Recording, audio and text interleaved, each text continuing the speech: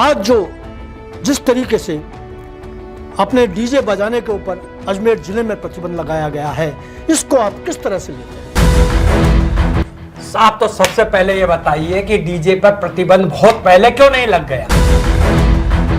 जब ये पता है कि डीजे ध्वनि प्रदूषण के लिए घातक है, तो इस पे बहुत पहले प्रतिबंध लग जाना चाहिए था। और अगर बहुत पहले प्रतिबंध लग गया होता तो पुष्कर के जो वरिष्ठ वकील है पुरुषोत्तम जाखेड़िया जी की जान नहीं जाती। आज ये प्रतिबंध लगा है, बहुत अच्छा है, लेकिन आज भी मैं इस बात से शक करता हूं कि ये ग्रामीण परिवेश जिसकी नस नस के अंदर डीजे बसा हुआ है, क्या इसे रोक लगाई जा सकेगी? लेकिन कई जगह रात को 12-12, 1-1 बजे तक डीजे बज रहा है। अस्पतालों के पास समारोह स्थल है। अब आप ये देखिए कि पिकअप पे आपने एक 11-11 हजार वाट के डीजे लगा के और उसको आप चला रहे थे और पिकअप के आगे आप जनरेटर लगा रहे थे। इसमें सबसे बड़ी बात तो यह कि परिवहन विभाग की अब तक अनदेखी क्यों रही? क्यों? बात आज की चैनल के कार्यक्रम बात की बात में मैं सुरेंद्र चतुर्वेदी आपका स्वागत करता हूं। दोस्तों, इस कार्यक्रम में हम ऐसी बात निकालते हैं जो बात में बहुत बड़ी बात बन जाती है, और वो बात जो बन रही है वो है आज डीजे की कर्णभेदी आवाज़, और उसमें दम तोड़ते लोग, दम तोड़ती दुनिया, दम तोड़ता संसार। मुझे खुशी है कि अजमेर में आज ही एक आदेश आया जिसके तहत डीजे पर अजमेर ज़िले में प्रतिबंध लगा दिया गया पूरी तरीके से। तो इस बात पर हम बात करने के लिए हमारे पास स्टूडियो में हैं प्रेम आनंदकर जी, वरिष्ठ पत्रकार, वरिष्ठ ब्लॉगर और बेबाक और दो टूक बात कहने के लिए माने जाने और पहचाने वाले आनंदकर जी, आपका मैं स्वागत करता हूं। आप आए। आनंदकर जी, सबसे पहले मेरा एक बहुत तीखा सवाल कि आज जो जिस तरीके से अपने डीजे बजाने के ऊपर अजमेर जिले में प्रतिबंध लगाया गया है, इसको आप किस तरह से लेते हैं? साहब, तो सबसे पहले ये बताइए कि डीजे पर प्रतिबंध बहुत पहले क्यों नहीं लग गया? जब ये पता है कि डीजे ध्वनि प्रदूषण के लिए घातक है, तो इस पे बहुत पहले प्रतिबंध लग जाना चाहिए था। और अगर बहुत पहले प्रतिबंध लग गया होता तो पुष्कर के जो वरिष्ठ वकील है पुरुषोत्तम जाखेड़िया जी की जान नहीं जाती।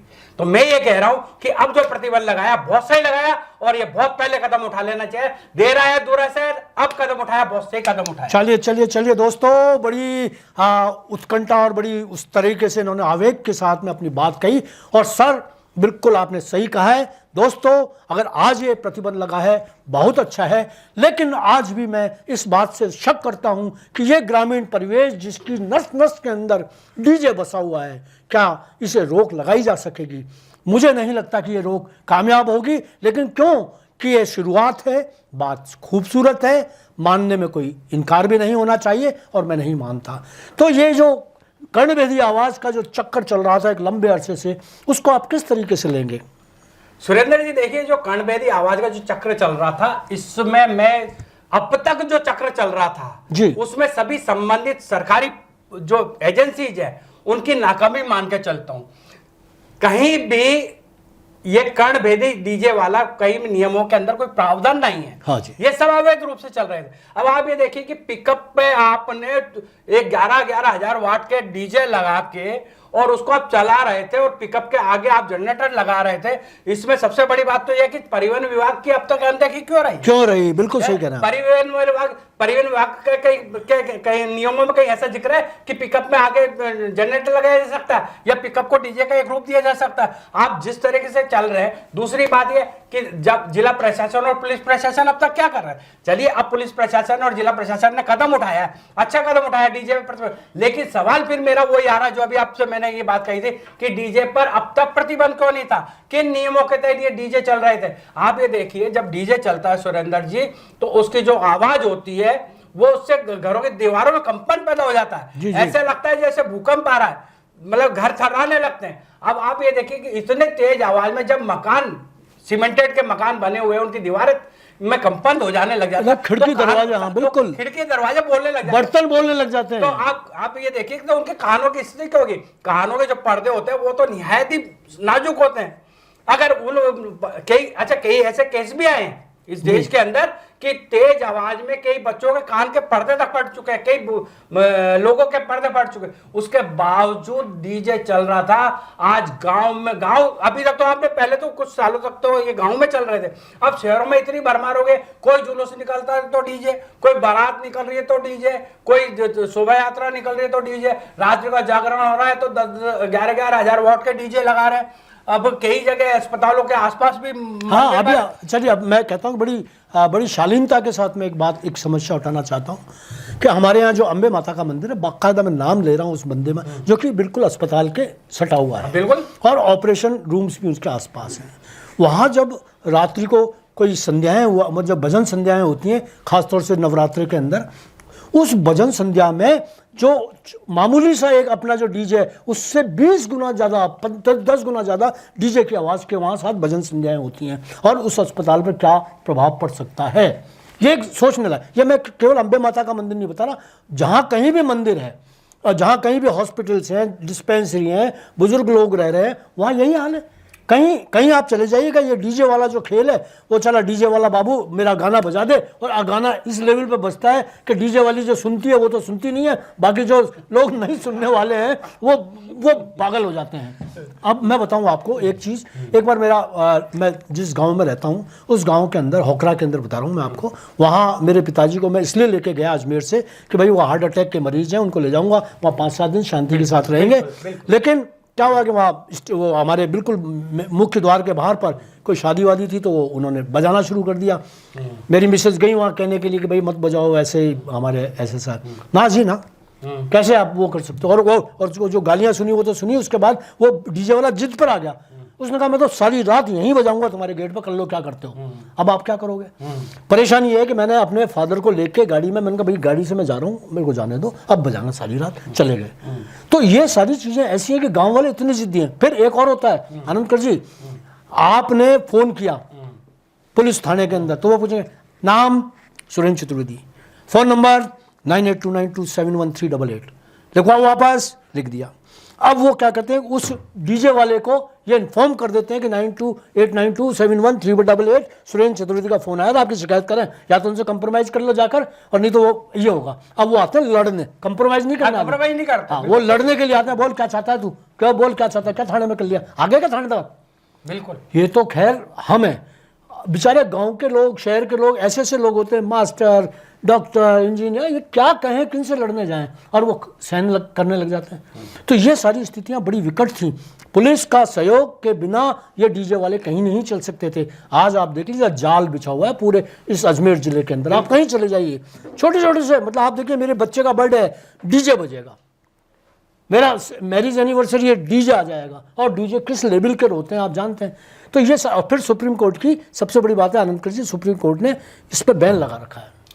सुप्रीम कोर्ट ही पूरे देश के अंदर है। आप, लेकिन आप ये तो बताइए पालना कितनी हो रही है। पालना की जिम्मेदारी जिला प्रशासन, पुलिस प्रशासन की है सब। अब आप ये देखें, समारोह स्थलों पे एक सूचना लगा दी गई है, रात को 10 बजे बाद डीजे नहीं बजेगा। हालांकि कई पालन भी होता है, कई जगह पालन भी हो रहा है, लेकिन कई जगह रात को 12-12, 1-1 बजे तक डीजे बज रहा है। अस्पतालों के पास समारोह स्थल है।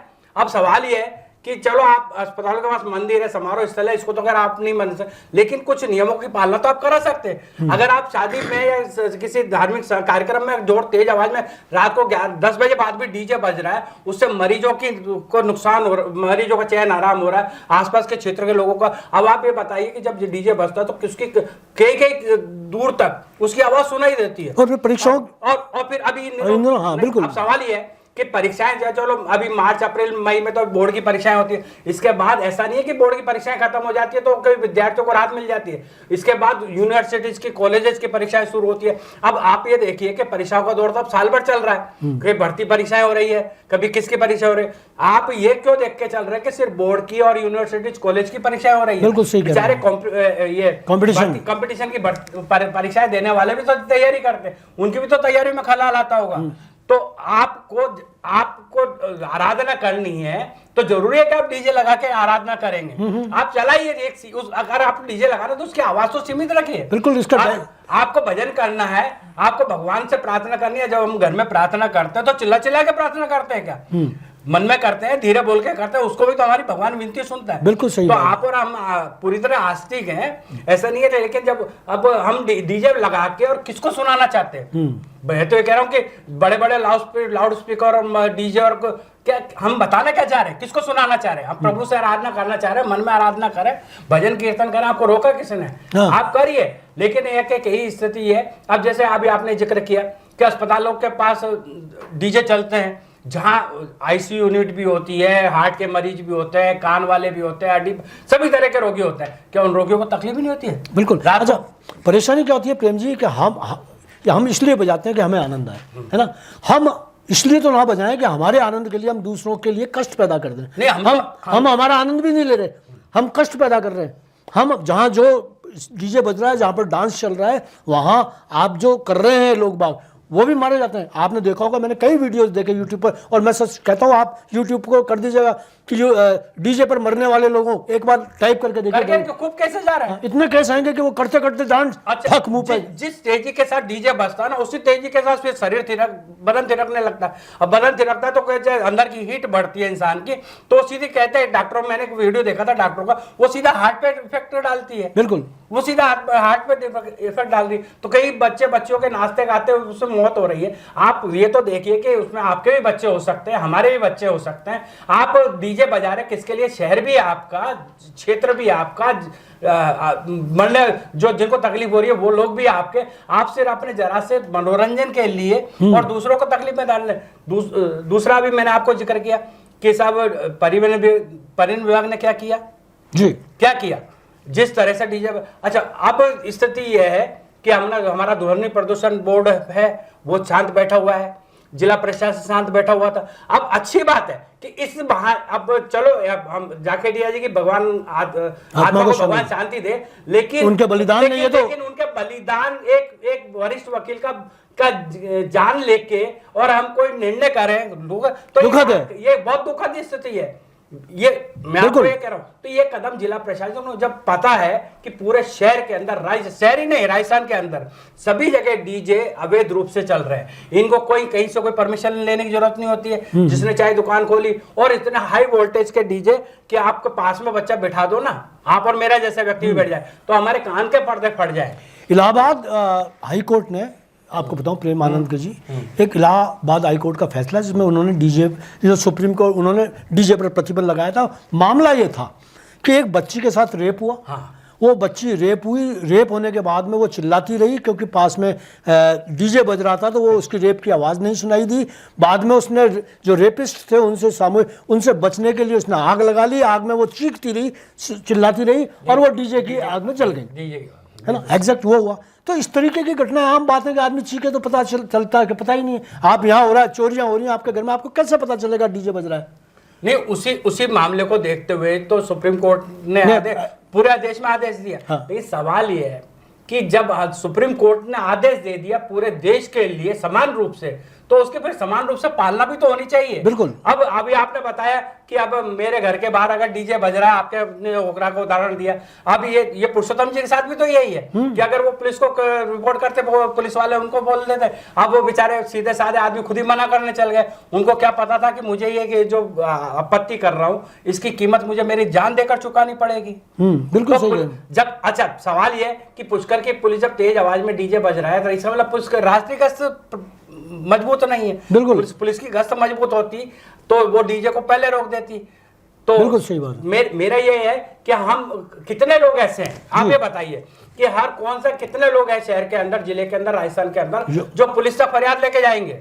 कोई नहीं जाता। और पुलिस से फरियाद करने का मतलब ये, आप खुद आपत्ति जताने का मतलब ये कि अपनी अपने सिर पे आफत बुलाना, मौत बुलाना ना। और देखिए कई लोग, जैसे मैं बताता हूँ, मैं इतना संवेदनशील हूँ। एक बार की बात बताऊँ प्रेमानंद जी की, मेरे घर के अंदर पार्टी चल रही थी, फार्म हाउस पर मेरी पार्टी चल रही थी, लोग डांस वांस कर रहे थे। ऐसा हमारे पास डीजे वीजे नहीं था, हमारे पास तो घर का जो म्यूजिक सिस्टम है उससे बात चल रहा था। हाँ, नहीं। तो उसमें क्या हुआ कि एक सज्जन आए, उन्होंने दरवाज़ा खटखटाया। मैं कहा हाँ जी बोलिए। बोले सर अपने पास में ना एक डेथ हो चुकी है, अब अगर आप ना इसको थोड़ा बंद धीरे कर दें तो मैंने कहा, मैंने तुरंत पार्टी बंद कर दी। मैंने कहा अगर हमारे घर के अगर पास में कहीं कोई लाश पड़ी हुई है, मृत्यु हो गई है, हम उसके शोक में शामिल हों और मैं सारी पार्टी बंद करके मैंने कहा भाई आप अपने आप जाइए, हमारे गांव में एक डेथ हो गई है, और उसके बाद में मैं पूरी रात उसके पास बैठा रहा, लाश के पास मैं बैठा हूँ। ये होती है संवेदनाएं और यही होती है इंसानियत। लेकिन उन लोगों में तो इंसानियत ही नहीं। आप जरा सा कह दीजिएगा कि ऐसा है तो वो को सुरेंद्र जी, इससे मेरे को 2-3 बार ये किस्सा है। मेरा मकान इधर पुष्कर रोड की तरफ है, मैं पुष्कर रोड से निकल रहा था, कोई मूर्ति विसर्जन के दिन थे, शायद वो दुर्गा नवरात्र का हो या गणेश चतुर्थी के विसर्जन का हो। लोग डीजे पे नाचते गाते गुलाल उड़ाते जा रहे हैं और पास से एक मैयत जा रही है, वो बेचारे मैयत में शामिल लोग राम नाम सत कर रहे हैं, लेकिन उनमें इतनी इंसानियत नहीं थी। जैसे 2 मिनट कि 2 मिनट के लिए जब तक वो शव यात्रा ना निकल जाए तब तक 2 मिनट के लिए डीजे को रोक दे, हमारा नाचना गाना रोक दे। मतलब आप ये देखिए कि संवेदनाएं मर चुकी है। किसी आप डीजे बजाते निकल रहे, किसी घर में कोई मरीज माँ बाप बैठा पड़ा हो, क्या किसी पता नहीं किसी के घर में डेथ हुई हो, अगर आज चलो पता भी चल जाए तो हम इतने असंवेदनशील हो गए आज के टाइम में कि हमें दूसरों के दुख दर्द से मतलब नहीं है। आपने बहुत सही, तो ये केसेस तो मैंने कई बार देखे हैं कि जब शव यात्रा निकल रही है और उसके बाद भी डीजे तेज आवाज में डीजे बजाते निकल रहे हैं। अरे भाई आपके क्या कहना चाहते हो, क्या बताना चाहते हो? हाँ बिल्कुल, जब आप कह रहे हैं भाई, आप देखते हैं कि जैसे अब रामनगर साइड में चले जाएगा जहाँ एक तरफ तो मुर्दे जल रहे हैं, उधर से डीजे की याद वो चल रहा है और डब डांस चल रहा है। अच्छा एक बार जब आप पता है शमशान स्थल है, इसमें किसी ना किसी कोई मृत आत्मा का पंचतत्व में विलीन हो रही, आप वो शमशान स्थल पार करने तक 2 मिनट 5 मिनट के लिए डीजे बंद नहीं कर सकते, उसके सामने से तेज आवाज में नाचते हुए। अच्छा सबसे बड़ी बात हो गई, 1-2 बार तो मैंने ऐसा देखा शमशान के स्थल के सामने रोक के लोग डीजे की तेज आवाज पे धुन पे डांस कर रहे हैं। यार क्या है, ये है क्या? तो बात अगर चलो अब हम बात आ गए तो संवेदनाओं तक, लेकिन हम बात संवेदनाओं की तो अपनी जगह सही है, लेकिन सवाल ये है कि डीजे पे प्रतिबंध लगा के हम हमारे युवाओं का बच्चों का भविष्य तो बना सकते हैं। वो अब कदम उठाया है, इसके लिए मैं जिला प्रशासन ने रोक लिया है, उसको धन्यवाद और साधुवाद देता हूं कि देर है दुरुस्त है। कब तक और दूसरी बात कब तक, और मैं ये चाहूंगा कि ये जो अजमेर में प्रतिबंध लगा, ब्यावर में लगे, केकड़ी में लगे और दूसरी जगह राजस्थान भर में लगे, देश में लगे। नहीं, इसके लिए सुरेंद्र जी सीधा ये है कि जो क्षेत्र के थाना पुलिस है उस भाई पुलिस का ही जोर से चल सकता है, इसको पुलिस ही पाबंदी लगा सकती है। क्षेत्र के थाना पुलिस को पाबंद कर दिया है और ये कह दिया है कि यदि किसी भी क्षेत्र से सीधे एसपी साहब के पास या डीएसपी साहब के पास या कलेक्टर साहब के पास सीधी शिकायत आ गई तो पूरा थाना जिम्मेदार होगा। इस तरह से सख्ती के साथ आदेश लागू करने पड़ेंगे, तभी डीजे पर प्रतिबंध पूरी तरह प्रतिबंध, नहीं तो आज आदेश निकल गया। चूंकि मामला संवेदनशील था जाखेड़िया जी की मृत्यु का, इसको लेकर 3 दिन से गतिरोध बना हुआ था, आज गतिरोध समाप्त हुआ है और इसी कड़ी में गतिरोध समाप्त करने की कड़ी में ही प्रशासन ने डीजे पर प्रतिबंध लगाने का कदम उठाया है। तो लेकिन सवाल यह है कि प्रशासन के अधिकारियों से मैं एक निवेदन करना चाहूंगा कि आप सिर्फ ऑर्डर निकाल कर शांति से मत बैठ जाइए, निगरानी कीजिए, मॉनिटरिंग करनी पड़ेगी और संबंधित थाना पुलिस को आपको जिम्मेदार बताना पड़ेगा, बीट अधिकारी को जिम्मेदार बनाना पड़ेगा, तब जाके इस डीजे पर प्रतिबंध पूर्णतः लागू होगा, प्रभावी होगा। बहुत बहुत धन्यवाद आपका, आपने इतना अच्छे शब्दों में बात बताई। तो दोस्तों ये था हमारा बात की बात कार्यक्रम, आपको कैसा लगा हमें जानकारी दें, बताएं, इसमें कोई सुधार की ज़रूरत हो तो वो भी बताएं। धन्यवाद।